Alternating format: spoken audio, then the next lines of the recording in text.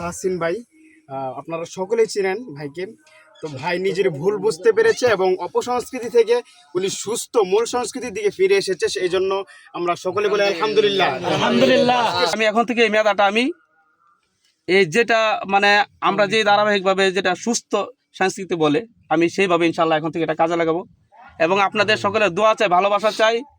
এখন আমার মানে ভিতর থেকে মানে আমার কাছে মনে হচ্ছে যে আমি এই পথে হারছিলাম, এখন আমার কাছে মনে হচ্ছে পুরাই উল্টো, যার জন্য আমার একটু কষ্ট হচ্ছে।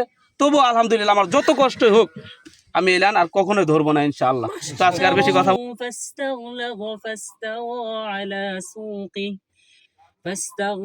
فاستوى على سوقه يعجب الزراع ليغيظ بهم الكفار وعد الله الذين آمنوا وعملوا الصالحات منهم مغفرة وأجرا عظيما صدق الله مولانا العظيم। মাশাআল্লাহ।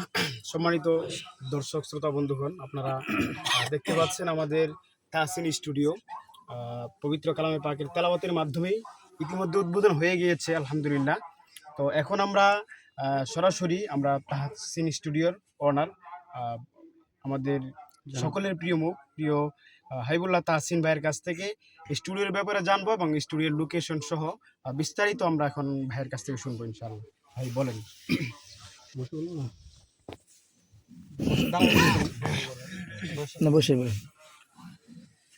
আসসালামু আলাইকুম রহমতুল্লাহ বারাকাতু। সবাই কেমন আছেন? আশা করি ভালো আছেন। তো আজকে যারা আমার স্টুডিও তাহসিন স্টুডিওতে উপস্থিত হয়েছে আমি সবাইকে ধন্যবাদ জানাই এবং আমি শুকরিয়া আদায় করছি আল্লাহ তাআলার কাছে। কারণ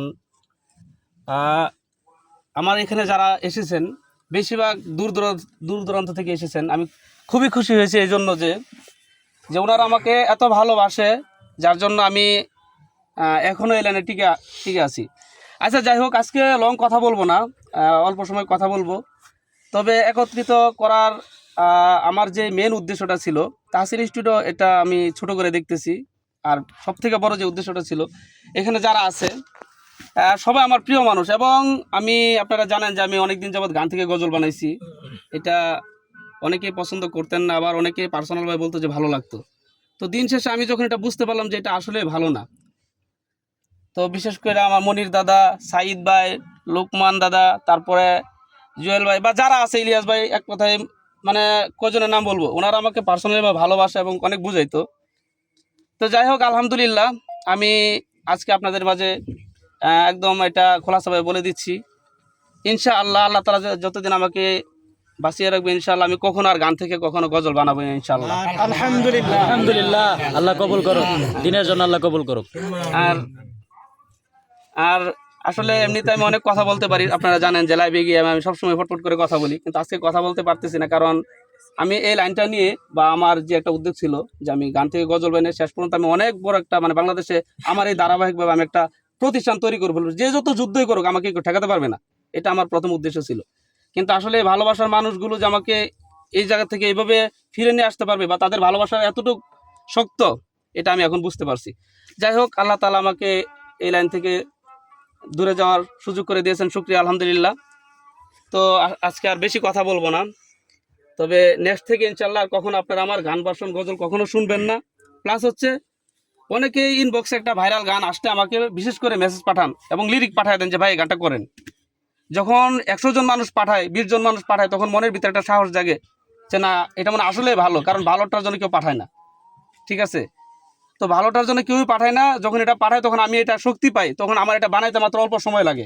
আমি এমনও সময় যে আমি গুগল রুমে দাঁড়াই রেকর্ড দিয়ে দিই, লিখ ওইখানে। তো যাই হোক, আমি এখন থেকে এই মেয়াদাটা আমি এই যেটা মানে আমরা যে ধারাবাহিকভাবে যেটা সুস্থ সংস্কৃতি বলে আমি সেইভাবে ইনশাআল্লাহ এখন থেকে এটা কাজে লাগাবো এবং আপনাদের সকলের দোয়া চাই, ভালোবাসা চাই। এখন আমার মানে ভিতর থেকে মানে আমার কাছে মনে হচ্ছে যে আমি এই পথে হারছিলাম, এখন আমার কাছে মনে হচ্ছে পুরাই উল্টো, যার জন্য আমার একটু কষ্ট হচ্ছে। তবুও আলহামদুলিল্লাহ আমার যত কষ্টই হোক আমি এলান আর কখনোই ধরবো না ইনশাআল্লাহ। তো আজকে আর বেশি কথা বলবো না। এখন আপনারা যদি চান আমার এখানে অনেক সিনিয়র লোকরা এসেছেন, এই যে মনির দাদা, সবার মুখ থেকে অল্প অল্প একটু কথা শুনেন। আমি এটাই চাই যে সবার মন্তব্যগুলো একটু একটু করে শুনি ইনশাল্লাহ। সবার কাছ থেকে শুনবো। একটু যদি স্টুডিওর লোকেশনটা বলে দিতেন আপনার। স্টুডিও লোকেশন হচ্ছে গাজীপুর বাইপাস বাসন সড়ক, এবং ওইখান থেকে নেমে পল্টন প্লাজা বললে হবে, না বানামুর, একদম সহজ একটা রাস্তা। আপনারা যারা আসতে চান অবশ্যই আসবেন তাহসিন স্টুডিওতে। সম্মানিত দর্শক বৃন্দ, আজকে আমাদের হাবিবুল্লাহ তাহসিন ভাই, আপনারা সকলেই চিনেন ভাইকে। তো ভাই নিজের ভুল বুঝতে পেরেছে এবং অপসংস্কৃতি থেকে উনি সুস্থ মূল সংস্কৃতির দিকে ফিরে এসেছে। এই জন্য আমরা সকলে বলে আলহামদুলিল্লাহ। আলহামদুলিল্লাহ। সবচেয়ে বড় খবর হলো সেটাই, আলহামদুলিল্লাহ। আমার কাছে খুবই ভালো লেগেছে। আমিও ভাইকে অনেক আগে থেকে আমি চাইতেছিলাম এটা, যে ভাই যেন সুস্থ সংস্কৃতির দিকে ফিরে আসে।